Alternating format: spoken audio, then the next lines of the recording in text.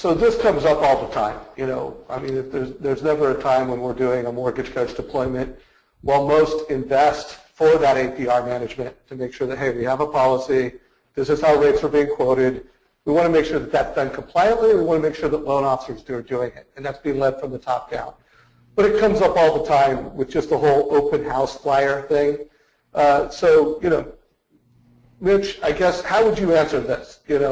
Joint marketing with realtors, what are the rules as it pertains to loan officers writing checks to forge relationships with partners, and how does this apply to open house flyers? Okay, those are great questions, but let me start off by saying this. Loan originators, loan officers should not be writing checks to forge relationships with referral partners. I mean, first of all, a referral partner means they're going to literally be making a referral to you, and forging relationships by writing checks suggests that, in fact, you're paying for that particular referral. So they should never be writing checks, per se, to forge relationships.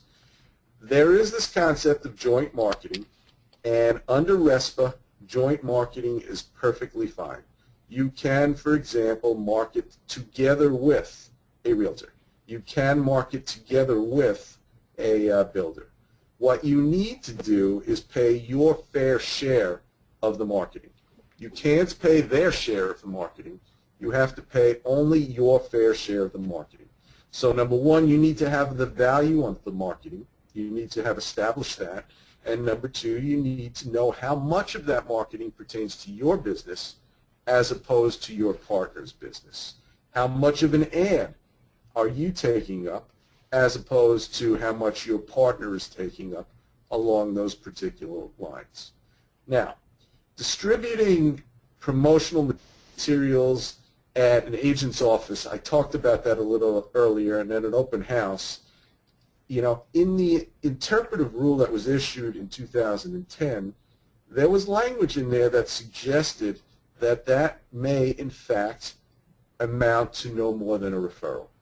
But I will tell you this, from a joint marketing perspective, if in fact you have the realtor's information and listings and you have yourself on the same advertisement or the same ad that's contained there or elsewhere, okay, just make sure that everyone is paying their pro rata share.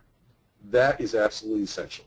Now, I have clients that come back to me on a regular basis and say, well, it's just a de minimis amount. I don't want to ask the realtor partner for their share or something else along those lines. Well, there is no de minimis test here.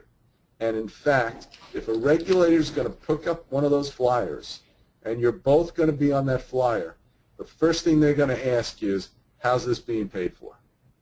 And you better have the right answer at hand, because otherwise you got a RESPA problem. That's how you have to look at it. So, this is always just such a rub, especially with open house clients, because we're talking about pieces of paper.